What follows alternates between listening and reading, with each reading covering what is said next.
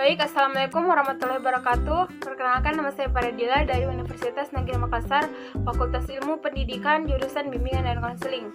Baik, saya akan menjelaskan tentang KDRT. Baik, pertama, apa itu KDRT? KDRT adalah salah satu bentuk kekerasan berdasar asumsi yang bias gender tentang laki-laki dan perempuan. KDRT bukan sekadar perselisihan biasa antara suami dan istri. KDRT bersumber pada cara pandang yang merendahkan martabat kemanusiaan dan pembakuan peran gender pada seseorang. KDRT bisa menimpa istri, suami, ibu, anak, ataupun siapapun yang hidup dalam satu rumah. Tetapi memang lebih banyak terjadi pada perempuan karena nilai patriarki yang masih kuat dalam masyarakat.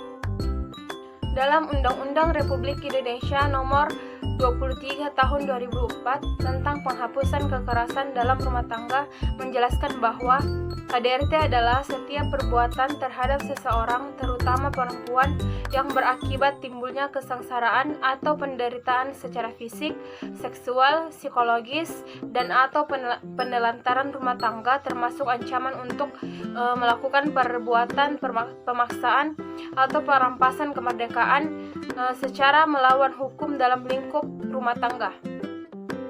Faktor penyebab KDRT yaitu 1. Ketergantungan istri, 2. Pengabaian oleh masyarakat dan keyakinan yang salah tentang kodrat, yang ketiga yaitu perselingkuhan, keempat yaitu masalah ekonomi, kelima yaitu budaya patriarki, yang terakhir yaitu campur tangan pihak ketiga. Dampak KDRT. Pertama, dampak jangka pendek biasanya berdampak secara langsung seperti luka fisik, cacat, kehamilan, hilangnya pekerjaan, dan lain sebagainya. Kedua yaitu dampak jangka panjang, biasanya berdampak di kemudian hari, bahkan berlangsung seumur hidup. Biasanya korban mengalami gangguan psikis atau kejiwaan, hilangnya rasa percaya diri, mengurung diri, terutama trauma, dan muncul rasa takut hingga depresi. Pengelompokan KDRT.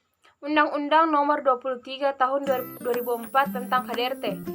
Kejadian KDRT dikelompokkan menjadi 4 bagian, yaitu 1.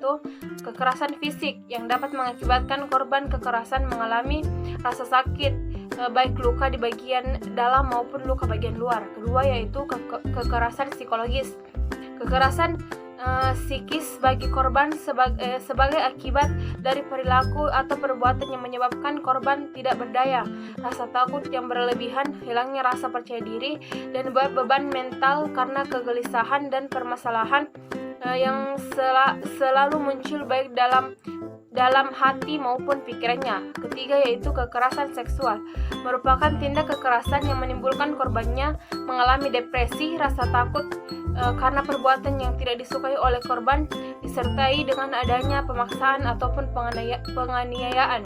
Yang terakhir yaitu kekerasan ekonomi, penelantaran dalam rumah tangga yang dapat menimbulkan korbannya merasa tidak dilindungi. Hukum kekerasan dalam rumah tangga.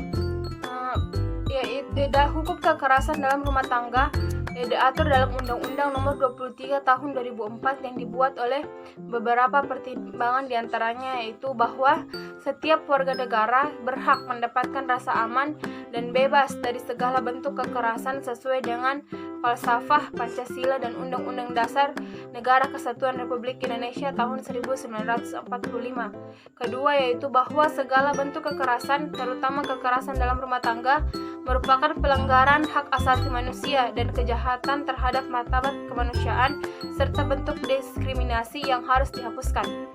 Ketiga yaitu bahwa korban kekerasan dalam rumah tangga yang kebanyakan adalah perempuan harus mendapatkan perlindungan dari negara dan atau masyarakat agar terhindar dan terbebas dari kekerasan atau derajat atau ancaman kekerasan, penyiksaan, atau perlakuan yang merendahkan derajat dan martabat kemanusiaan.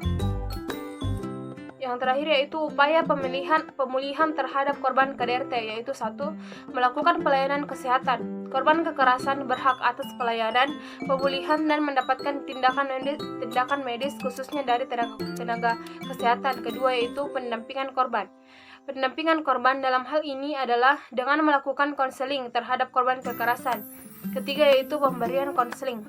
Pemberian konseling dilakukan oleh tenaga ahli yang berkaitan dengan kemampuan pemahaman psikologis diri untuk membantu pemecahan permasalahan yang dihadapi oleh korban kekerasan. Keempat yaitu melalui bimbingan rohani. Bimbingan rohani bertujuan untuk memberikan penjelasan dan arahan terkait hak dan kewajiban kepada Tuhan yang harus dilakukan oleh korban kekerasan sebagai penguatan iman dan takwa sesuai dengan kepercayaan masing-masing. Terakhir yaitu pelayanan resosialisasi. Resosialisasi merupakan sebuah pelayanan yang dilakukan oleh lembaga instansi sosial dengan memberi arahan kepada korban kekerasan agar korban dapat kembali melaksanakan fungsi sosialnya dalam kehidupan bermasyarakat.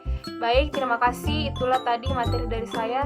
Wassalamualaikum warahmatullahi wabarakatuh.